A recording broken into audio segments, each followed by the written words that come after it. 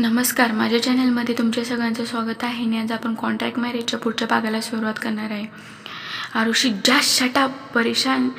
आरुषी परेशान होत बोलली, का शटअप यू इडियट. अक्षयसोबत आजपर्यंत एवढ्या उंच आवाजात बोलायची कोणाचीच हिंमत नव्हती आणि त्याची इन्सल्ट तर लांबच लांब कोणी विचार पण करू शकत नव्हतं. आज आरुषीला असं ओरडताना पाहून तो एकदमच ब्लँक झाला होता. थोड्या वेळाने आरुषीकडे पाहत रागात बोलला, how do you talk to me like that. आत्तापर्यंत आरुषी रागात अक्षयवर ओरडत होती, पण तिने जेव्हा अक्षयला रागात लाल झालेलं पाहिलं तर ती अचानक थंड झाली. हे काय बोलून गेली आरुषी तू. आता भीतीने ती थरथरत स्वतःच बडबडत होती. अक्षय तिला धमकावत बोलला, आत्ता काय झालं, एकदम शांत का झालीस. सगळे तुझ्यामुळे झालं. मला राग आला कारण बोलताच ती थांबली. तिला आता समजलं होतं की तो तेव्हा मजाक करत होता, पण आता तो बिलकुल मजाक नव्हता करत. आता तो खूपच सिरियस होता. काय केले तो. आरुषी ती घाबरून बॉटल उघडून आणि एकच श्वासमध्ये अर्धी बॉटल संपवली. ती पाणी पिल्यावर बोलली, तू खरं माझ्यावर केस करशील. अक्षयकडे पाहत म्हणाली ती, आज तू जे काही माझ्याशी वागलीस ना, मला नाही वाटत का तुला काहीतरी शिक्षा केल्याशिवाय मला झोप येईल. आता जी चूक तू केलीस ना त्याची पनिशमेंट तर तुला नक्कीच मिळेल. अक्षय तिच्याकडे पाहत म्हणाला. ती हळूच खाली वाकली आणि बॉटल ठेवली आणि अक्षयच्या डोळ्यात पाहत म्हणाली, मला आजपर्यंत हे असं कोर्ट कचेरीची गरजच नाही पडली. तू एवढा मोठा बिझनेसमॅन आहेस म्हटल्यावर तुला तर खूप माहिती असेल, राईट ना. अक्षय छाती मोठी करत ॲटिट्यूडमध्ये उत्तर दिला, हां बरं, तुला समजलं. हे असं कोर्ट कचेरी तर माझ्यासाठी फक्त खेळच आहेत.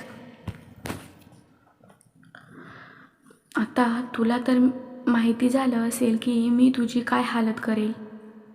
पण खरं तर हे होतं, अक्षयला पण कोर्ट कचेरीबद्दल काहीच माहिती नव्हतं. कारण अक्षय राठोड इंडस्ट्रीकडे वकिलांची पूर्ण मोठी टीमच होती. कारण कुठलंही प्रकरण असेल का ते स्वतःच तिकडे निपटवून घ्यायचे. कधीच अक्षयची गरज पण नव्हती आली. आरुषी हात बांधत म्हणाली, मिस्टर राठोड, आपल्याकडे प्रूफ असणं फार गरजेचं असतं. एवढं तर मला पण माहिती आहे. बिना प्रूफचं तू माझं काहीच बिघडवू शकत नाहीस. अक्षयने पण स्माईल करत तो पेपर तिच्यासमोर करत म्हणाला, ह्याच प्रूफबद्दल बोलतेस ना तू. तो आत्ता माझ्याकडे आहे. हां, पण आता तो प्रूफ नाही राहणार. ती पटकन त्याच्याकडे जाऊन उंच उड्या मारत तो पेपर घेण्याचा प्रयत्न करू लागली. ती तो पेपर घेईल तेवढ्यात अक्षयने त्याचा हात वरती केला. आरुषी उडी मारत म्हणाली, तो माझा पेपर आहे, दे तो मला. अक्षयला तिचं असं वागण्याने अजूनच राग येत होता. आरुषी, तुला काय पाहिजे. मला हात लावण्याची हिंमत पण कशी झाली तुझी. तिला बाजूला करत अक्षय म्हटला. पण आरुषीने पूर्णपणे त्याला इग्नोर केले आणि पूर्ण फोकस त्या पेपरवर केला. अक्षय इरिटेटेड होत बोलला, आरुषी शर्मा, मी काही करायच्या आधी तुझ्या या हरकत बंद कर. पण माझं स्केच दे मला दे आणि ही गोष्ट इथे संपव ना. मला जोपर्यंत हा स्केच नाही मिळत तोपर्यंत मी मागे सरकणार नाही. अक्षय रागात म्हटला, खरंच? आजपर्यंत मी तुझ्यासारखी स्टुपिड मुलगी कुठे नाहीच बघितली. काय करतेस तू?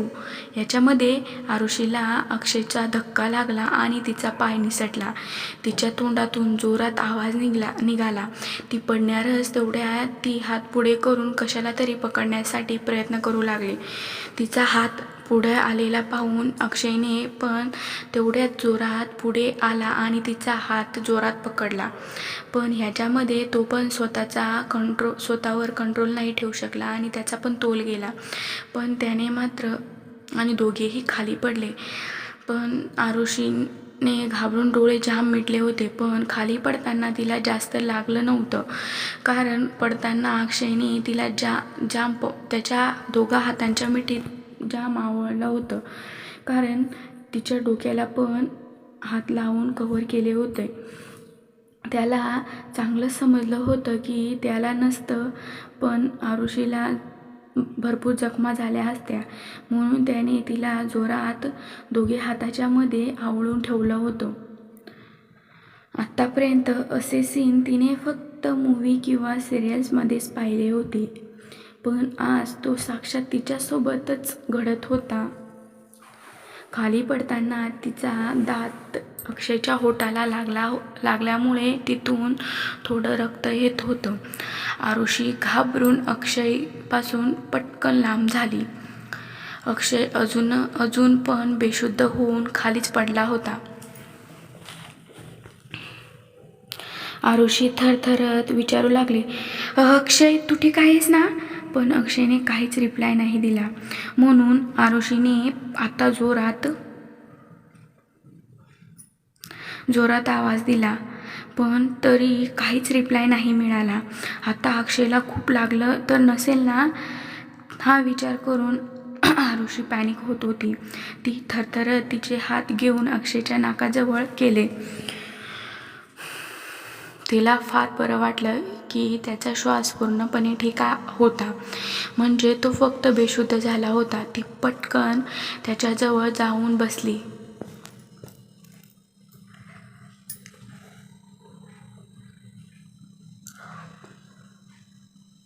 आता तिला काय करावं काही समजत नव्हतं. अक्षय प्लीज उठ ना, प्लीज अक्षय उठ ना प्लीज, ती त्याच्या गालाला हात लावत म्हणाली. आरुषीला आता रडायला येत होतं. प्लीज अक्षय, परत माझ्याशी कुठलाच मजाक नको करू, मला खरं खूप भीती वाटते. अक्षय प्लीज उठ ना प्लीज. बोलता बोलता तिच्या डोळ्यातून आता पाणी येत होतं. तिला जर आधीच माहिती असतं की हे सगळं होईल म्हणून तर तिने तो स्केच घ्यायचा प्रयत्न पण नसता केला. तिने एक वेळ अक्षयकडे पाहिलं तर तिला असं वाटत होतं की अक्षयच्या चेहऱ्यावर हलकं असं हसू आहे. तिने परत पाहिले पण तिला वाटलं तिचा भास आहे, म्हणून तिने परत त्याला हात लावून हलवण्याचा प्रयत्न केला.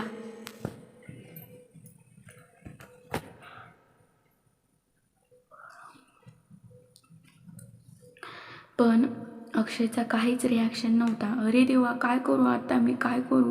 ती स्वतःला सांभाळला आणि विचार करू लागले, अशा सिच्युएशनमध्ये पेशंटला काय केले पाहिजे. तिने सोफ्याकडे जाऊन एक मोठी उशी घेऊन आली आणि त्याच्या पायाखाली ठेवलं. तिने अक्षयच्या शर्टचे बटन खोलायला सुरुवात केली, कारण तो श्वास घेऊ शकेल म्हणून ती थरथरत हे सगळं करत होती. त्याला श्वास घ्यायला काही प्रॉब्लेम नको यायला म्हणून ती त्याचे शर्टाचे बटन उघडत होती. यामध्ये तिने अक्षयकडे पाहिलं तर त्याचा चेहरा लाल होत चालला होता. तिला असं वाटलं की त्याच्या ब्लड सर्क्युलेशनमध्ये काहीच प्रॉब्लेम झाला असेल, म्हणून तिने त्याच्या ओठांच्या वरती जोरात चिमटा घेतला. पण त्याला कुठलाच रिॲक्ट नाही त्याने कुठलाच रिॲक्ट नाही केला, म्हणून ती आणखीनच घाबरली. तिला जेवढं जमेल तेवढं तिने केलं, तरी पण काहीच नव्हतं होत, म्हणून ती आता हताश झाली होती. म्हणून पहिल्यापेक्षाही आता जास्त जोरात तिने चिमटा काढला होता. तेव्हा तिने पाहिलं की त्याच्या आयब्रोमध्ये कुठं थोडी हालचाल झाली होती, पण डोळे नाही उघडले. का नाही उठत तू? अक्षय प्लीज उठ ना. अक्षय प्लीज. नाही माहीत मला तुला नाही माहीत मला खूप भीती वाटते. प्लीज उठ ना अक्षय प्लीज. तिला आता काही समजत नव्हतं की आता काय करू मी, म्हणून परत तिच्या डोळ्यातून पाणी येत होतं. प्लीज अक्षय उठ ना प्लीज. माझं केस तुला वाटते ना, तू नको देऊ. तुला वाटतं ना की तुला वाटत असेल तर तू माझ्यावर केस पण कर. मी काहीच नाही बोलणार, पण प्लीज आता डोळे उघड ना प्लीज. ती रडत म्हणत होती. रडत ती म्हटली, आता शेवटचा एक रस्ता राहिला. तिने तिचे डोळे पुसले. ती हिम्मत करून त्याच्याजवळ आली आणि हा माझा शेवटचा प्रयत्न आहे. अक्षय प्लीज मला माफ कर. मोठ्याने श्वास घेतला आणि गुडघ्यावर बसून त्याचं डोकं तिच्या मांडीवर घेतलं आणि दोघे हात त्याच्या चेहऱ्याला पकडून हळूहळू ती मागचे पुढचे सगळे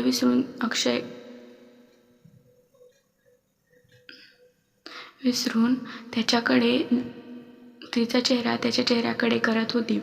अक्षय आतापर्यंत फक्त नाटकच करत होता, पण अरुषीचा श्वास त्याच्या चेहऱ्यावर त्याला जाणवला. तो पूर्णपणे शॉक झाला. त्याच्या डोळ्यात थोडी मुवमेंट झाली. आरुषी तोपर्यंत तिचे डोळे बंद करून तिचे होठ त्याच्या होठावर तिने टेकवले होते. आरुषीला एवढ्या जवळ पाहून अक्षयला करंटच लागला होता. तो चकित होऊन पटकन त्याचे डोळे उघडले. हे काय करते ती? माझ्याशी जबरदस्ती किस करते का? अक्षय हे सगळे समजू पाहतो तोपर्यंत आरुषीचा गरम श्वास त्याच्या तोंडात भरून गेला. अक्षय एकदम शॉक झाला होता. हे सगळं जबरदस्तीमुळे तो ॲक्सेप्ट करू नाही शकला आणि मोठमोठ्याने खोकू लागला आणि उठून बसला. अक्षयचा आवाज ऐकून आरुषीने पटकन डोळे उघडले. त्याला शुद्धीत आलेलं पाहून आरुषीला खूप बरं वाटलं होतं.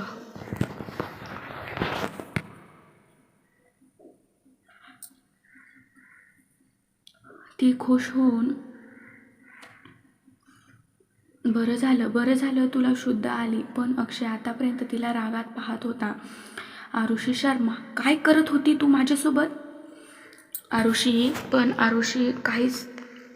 आरुषीला काहीच दिसत नव्हतं, पण मन आणि ऐकून पण येत नव्हतं. ती अक्षयजवळ जाऊन अक्षयला जोरात मिठी मारली तिने. अक्षय तिच्या अशा वागण्याने चकित झाला होता. तुला काय माहिती आहे की मी किती घाबरली होती? असं वाटत होते की आता माझा जीवच जातो की काय. परत असं माझ्यासोबत कधीच करू नको. प्रॉमिस, मी कधीच तुझ्यासोबत भांडणार नाही. तिला हळूच बोलली. तिने एवढ्या जोरात त्याला पकडलं होतं की त्याला सोडणारच नाही म्हणून. अक्षयला समजत नव्हतं की ती हसते का रडते. तिने एक मोठ्याने श्वास घेतला, तरी पण अजून पण तिच्या डोळ्यातून पाणी येत होतं. अक्षय तिला असं रडताना पाहून त्याचं पण मन कसं तरी होत होतं. त्याला पण आता वाईट वाटत होतं, कारण अरुषी त्याच्यासाठी रडते हे त्याला पाहलं नाही गेलं. अक्षय आरुषीला बोलला, आरुषी सोड मला, आय एम ओके नाव, सोड. बोलत तो उठू लागला, पण आरुषीने अजूनच त्याला जोरात मिठी घेत बोलली, नाही, मी तुला कुठंच नाही जाऊ देणार. तू परत गेला आणि परत बेशुद्ध झाला तर मी आता खरंच मरून जाईल. मी तुला कुठेच नाही जाऊ देणार. आत्ता अक्षयला असं वाटत होतं की आत्ता खरंच त्याचं डोकं एखाद्या भिंतीला आपटावं आणि बेशुद्ध होऊन जाऊ म्हणून. ह्या मुलीला कसं नव्हतं समजत तिला असं मिठी मारलेलं पाहून आता अक्षयची हालत खराब होत होती. तो आता तिला म्हटला, आरुषी हे खरं आहे ना? खरंच आहे ना? एक हँडसम मुलाला पाहून तुझी नियत बिघडली ना? माझ्या इज्जतीसोबत खेळू नको, समजलं ना? व्हॉट? आरुषी त्याचं बोलणं ऐकून चकित झाली. ती रडायचं पण विसरून गेली. ती अक्षयकडे पाहतच राहिली. ती इमोशनल होऊन रडत होती आणि अक्षय तिला माहितीच नव्हतं का अक्षयच्या डोक्यात काहीतरी वेगळंच चाललंय. अक्षयने आरुषीला धक्का मारत बाजूला केले आणि तो उठून उभा राहिला. अक्षय तिच्याकडे रागाने पाहत म्हणाला, मला तर वाटतंय तू मला बेशुद्ध पाहून माझा फायदा घेत होतीस. पाहिलं तर माझं शर्ट काढण्याचा प्रयत्न केला आणि नंतर किस पण केला. What wrong with you?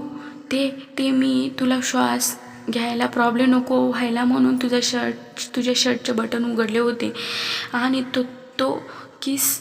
त्याचं बोलणं ऐकून आरुषी शॉक झाली.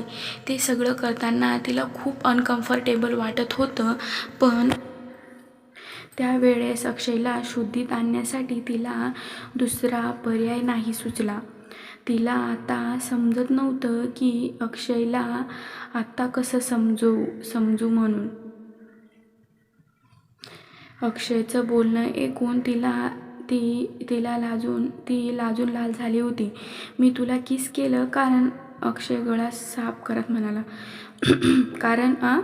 कारण मी तुला शिव्या देत होती. आरुषीने हळूच तिचा वाक्य पूर्ण केले. व्हॉट? आय मीन मला खोटं बोलण्याचा पण प्रयत्न करू नकोस. तू हे सगळं मुद्दाम केलं कारण एवढा हँडसम मुलाला पाहून तुझी नियतच खराब झाली होती, हो ना? अक्षय नाराज होत बोलला. आरुषी त्याचं बोलणं ऐकून तिची बोलतीच बंद झाली होती. तू डॉक्टर आहेस?